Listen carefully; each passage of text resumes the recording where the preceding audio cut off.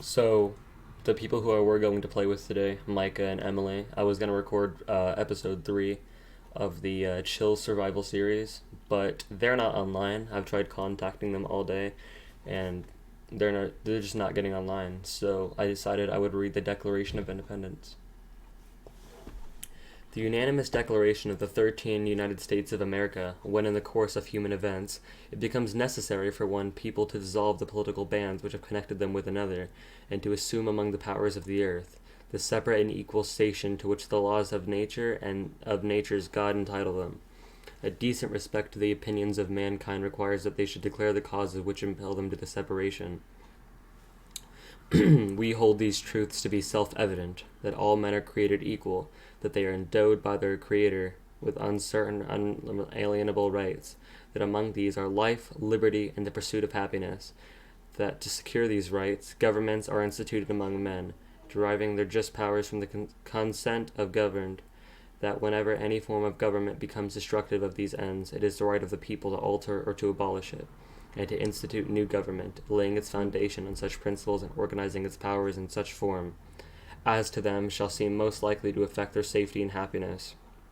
Prudence, indeed, will dictate that governments long established should not be changed for light and transient causes, and accordingly, all experience hath shewn that mankind are more disposed to suffer while evils are sufferable, than to right themselves by abolishing the forms of which they are accustomed. But when a long train of abuses and unstipulations pursuing invariably the same object evinces a design to reduce them under absolute despotism, it is their right, it is their duty, to throw off such government, and to provide new guards for their future security. Such has been the patient sufferance of these colonies, and such is now the necessity which constrains them to alter their former systems of government. The history of the present King of Great Britain is a history of repeated injuries and usurpations, all having in direct object the establishment of an absolute tyranny over these states. To prove this, let facts be submitted to a candid world. He has refused his assent to laws, the most wholesome and necessary for the public good. He has forbidden his governors to pass laws of immediate and pressing importance, unless suspended in their operation till his assent should be obtained, and when so suspended, he has utterly neglected to attend to them. He has refused to pass other laws for the accommodation of large districts of people, unless those people would relinquish the right of representation in the legislature, a right instimatable to them and formidable to tyrants only. He has called together legislative bodies at places unusual, uncomfortable, and distant from the depository of the public records, for the sole purpose of fatiguing them into compliance with his measures. He has dissolved representative houses repeatedly for opposing with manly firmness his visions on the rights of the people. He has refused for a long time, after such dissolutions, to cause others to be elective, whereby the legislative powers, incapable of annihilation, have returned to the people at large for their exercise, the state remaining in the meantime exposed to all the dangers of invasion from without and convulsions within. He has endeavored to prevent the population of these states, for that purpose obstructing the laws for naturalization of foreigners, refusing to pass others to encourage their migrations hither, and raising the conditions of new apprehensions of lands. He has obstructed the administration of justice by refusing assent to laws for establishing judiciary powers. He has made judges dependent on his will alone for the tenure of their offices and the amount and payment of their salaries. He has erected a multitude of new offices, and sent hither swarms of officers to harass our people and eat out their substance. He has kept among us, in times of peace, standing armies without the consent of legislators. He has effected to render the military independent of and superior to the civil power.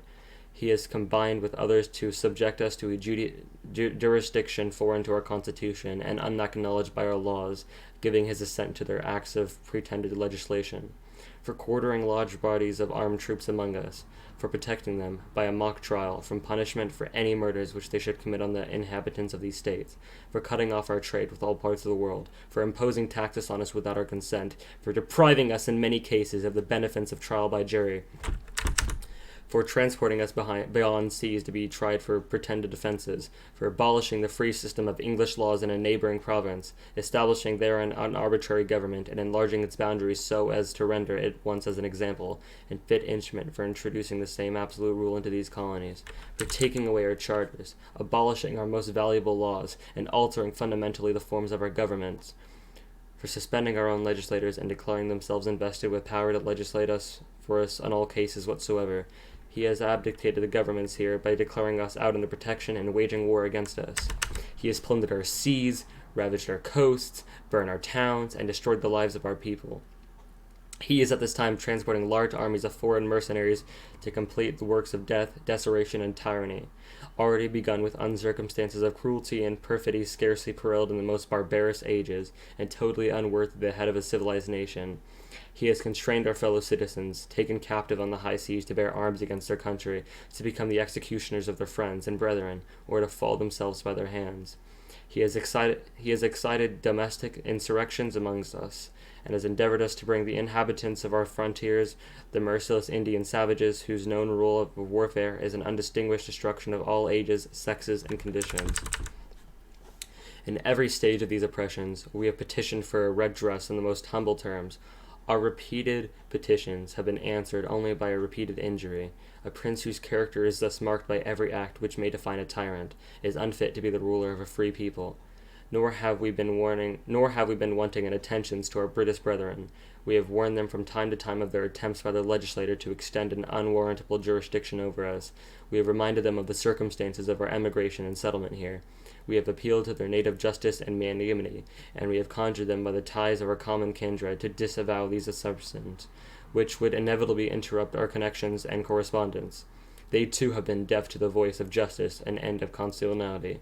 We must therefore acquiesce in the necessity which denounces our separation, and hold them as we hold the rest of mankind, enemies in war, in peace friends.